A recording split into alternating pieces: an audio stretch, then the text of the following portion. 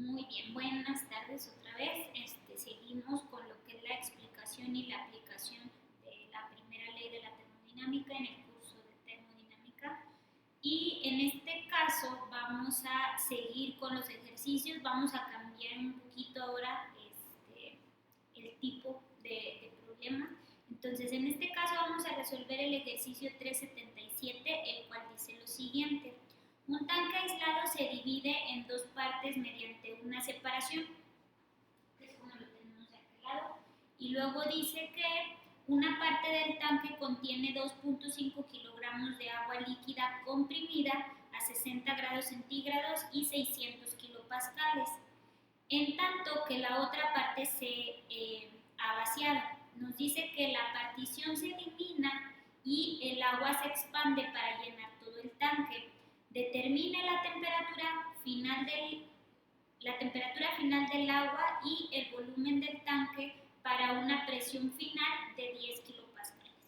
Entonces, eso es lo que nos dice el problema. Lo primero que hacemos es tratar de entender el proceso, tratar de establecer bien los datos que tenemos. Entonces, al inicio nos dice que tenemos un tanque que tiene una separación, que en una parte del tanque hay agua en el estado de líquido comprimido y nos da de información la masa, que son 2.5 kilogramos, nos dice que la temperatura son 60 grados y la presión son 600 kilopascales. Luego nos dice que ocurre un proceso de expansión. Para en el estado final, el tanque está lleno de agua, esa separación ya no existe y nos pide que determinemos el volumen del tanque y la temperatura final para que alcance una presión de 10 kilopascales. Esa es la información que nos da. Entonces, para este tipo de problemas necesitamos asumir varias cosas, o no asumirlas, sino analizar y ver por qué es que se tienen que eliminar ciertos parámetros en ciertas ecuaciones. Para empezar, vamos a iniciar con la ecuación de la conservación de la energía. En este caso, pues tenemos la ecuación general, en la que aquí con rojo he marcado lo que podemos eliminar. El trabajo se elimina porque pues no hay ningún esfuerzo o nada que se esté ni sometiendo ni generando el sistema. Luego nos dice también que es un sistema en el que no hay movimiento, es un sistema estable, por lo tanto elimino la energía cinética, y no nos dice que sea un tanque elevado ni especifica nada similar, por lo tanto la energía potencial también se elimina, por lo que nos quedaría que Q va a ser igual a la masa por U2 menos U1, que es lo de la energía interna. Pero aquí hacemos o asumimos otra cosa, que es que nos dice ahí el problema que es un sistema aislado. Entonces, al ser un sistema aislado, sabemos que no va a haber transferencia de calor entre los alrededores y el sistema, por lo tanto, también elimino Q. De esta forma obtengo que la masa por U2 menos U1 me va a dar igual a 0, o tiene que dar igual a 0. Entonces, la única forma de mantener esta igualdad, sabiendo que la masa son 2.5 kilogramos, pues es que la diferencia entre la energía interna final y la energía interna inicial sea 0. Entonces, de ahí asumimos que U2 menos U1 va a ser igual a 0. Por lo tanto, U2 va a ser igual a U1. Entonces, todo esto es importante para poder llegar a este punto. ¿Por qué? Me dice que U2 es igual a U1. Entonces, con los datos que tengo al inicio y al final, ¿con cuál es más fácil determinar la energía interna?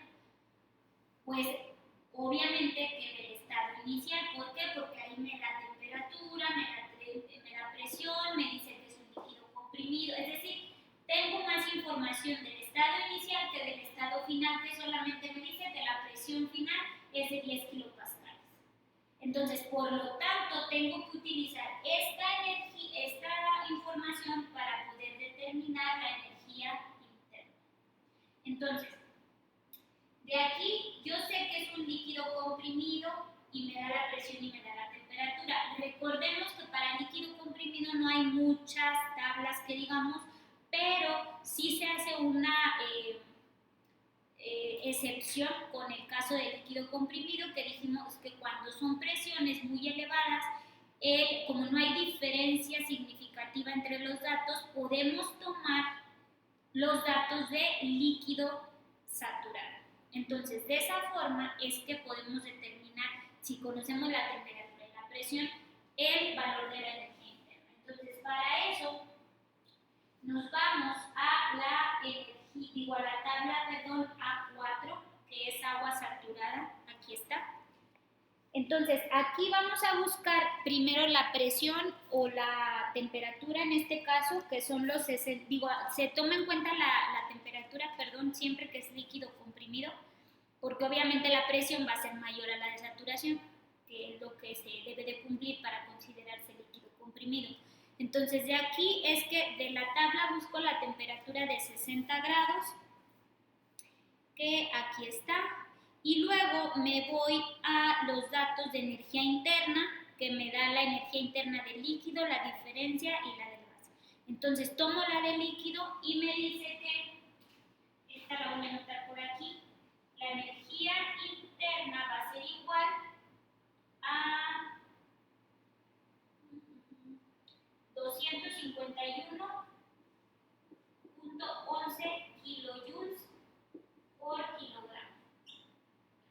Entonces, esa es la energía interna 1.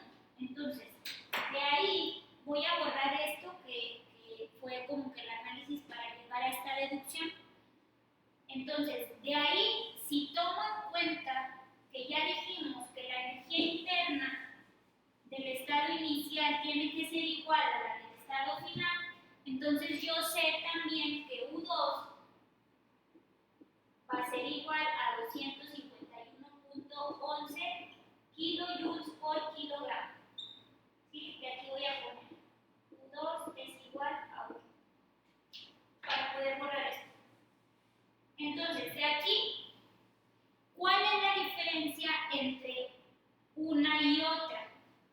Pues la diferencia es que en el estado inicial está a 600 kilopascales y en el estado final está a 10 kilopascales. Entonces, ¿cómo puedo utilizar esta información para determinar la temperatura y el volumen? La energía interna es un dato que tenemos en las tablas, así como el volumen específico, como entalpía, etc. Entonces, lo que corresponde ahora vamos a hacer lo inverso. En el estado final yo no sé qué sistema tengo, si sigue siendo líquido comprimido, si ya es un líquido saturado, si es una mezcla o incluso si es un vapor. Entonces lo que tengo que hacer es buscar este valor de la energía interna combinado con la presión de 10 kilopascales para ver en qué estado está nuestro sistema, que es lo que hacíamos en un principio cuando nos enseñamos precisamente a usar las tablas en los ejercicios que llenábamos con información para ver qué sistema era. Entonces vamos a ver ahora en la tabla que a 10 kilopascales, ahora sí nos vamos a la de presión, porque ahora es la información que tenemos, que sería la tabla A5. Entonces ahí busco la presión de 10 kilopascales, que está aquí en esta parte, ¿sí? Aquí están los 10 kilopascales, y si se fijan aquí tenemos la información que les mencionaba. Entonces, a 10 kilopascales, que es esta información, sé que hay una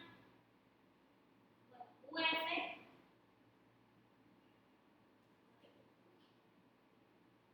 a P igual de 10 kilopascales, que corresponde, UF es 191.82 kilojoules por kilogramo, y UG, que es la del vapor, corresponde a 2437.9 kilojoules por kilogramo. ¿Sí? Entonces, ya tengo estos dos valores y lo que hacíamos al inicio es tengo un valor de 251.11. Entonces, si este valor decíamos que si está por debajo del líquido saturado es cuando decimos que el líquido comprimido. Si tenemos un valor que es mayor a UG, entonces diríamos que es un vapor sobrecalentado. Pero, ¿qué pasa cuando el valor que nosotros tenemos está en medio de estos dos? Entonces decimos que nuestro sistema bajo estas condiciones es una mezcla. ¿Sí? Y si es una mezcla, ¿cuál sería? O sea, es una mezcla saturada. Y si ya determinamos que es una mezcla, entonces, ¿cuál temperatura le corresponde? Pues recordemos que le corresponde precisamente la temperatura de saturación. Aquí. Con esta determinamos que es una mezcla y por lo tanto la temperatura final sería la temperatura de saturación.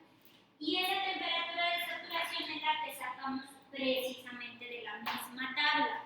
A 10 kilopascales le corresponde una temperatura de 45.81 grados centígrados. Por lo tanto, esta temperatura 2 va a ser igual a 45.81 grados centígrados. Esta es T2. ¿Sí? Entonces ya tenemos la temperatura final y nos falta determinar el volumen del tanque. Recordemos que el volumen es una relación entre el volumen específico y la masa.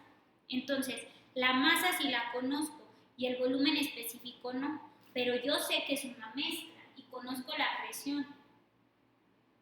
Tengo los valores de energía interna. Entonces, al saber que es una mezcla, para poder determinar el volumen específico necesito un dato que ya sabemos que es exclusivo de las mezclas, que es la calidad.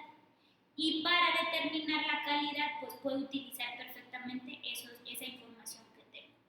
Entonces, a continuación, voy a poner aquí la formulita que es para la calidad. Tenemos que la calidad va a ser igual a la energía interna de la mezcla menos la energía interna de la fase líquida sobre la energía interna de la diferencia entre las dos fases. Entonces, esta información ya la tengo, que es esta, UF ya la tengo, que es esta, UFG, que sería la diferencia, la puedo sacar o directa de las tablas o la resta de esas dos. Entonces, de aquí sustituyo y digo que la calidad va a ser igual a la U de la mezcla, que son los 251.11 kilojoules sobre kilogramo. Bueno, vamos a hacer primero la resta y luego pongo las unidades. Menos UF, que son 191.82. Ahora sí, estos son kilojoules por kilogramo. Y eso dividido entre UFG, que este lo pueden sacar de las tablas más fácil, a 10 kilopascales, UFG 2246.1. 2246.1 kilojoules por kilogramo, elimino las unidades y de ahí resulta que mi valor de calidad es 0.02641 sin unidades porque es la calidad. ¿Sí? Okay. Entonces ya tengo el valor de calidad y ahora con ese valor de la calidad voy a determinar el volumen específico, que sabemos que el volumen específico de una mezcla va a ser igual al volumen específico de la fase líquida más la calidad por el volumen específico de la diferencia entre los dos. Entonces, de aquí de esta hago también la sustitución. ¿De dónde voy a sacar estos datos? Pues igual de donde los saqué para la energía interna. Entonces, el volumen específico de la mezcla va a ser igual, esos ya los tengo aquí, que va a ser 0.001010 metros cúbicos sobre kilogramo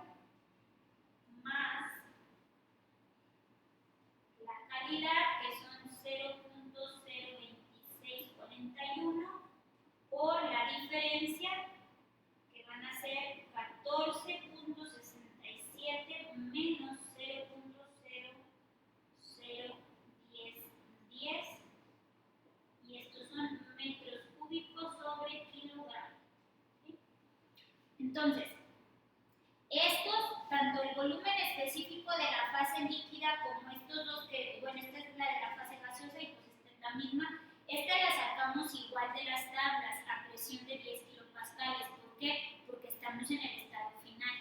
Entonces, de ahí hago la solución a estas operaciones y de aquí determino entonces que el volumen específico 2, este lo voy a poner aquí de este lado, va a ser igual a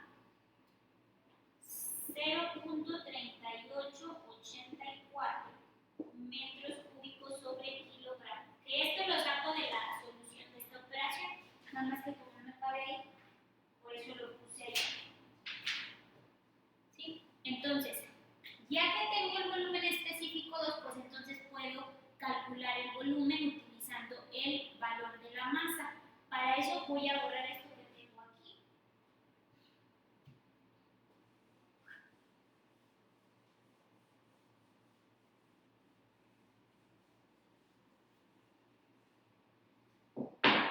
Entonces, y aquí determino que el volumen 2 va a ser igual a la masa por el volumen específico 2.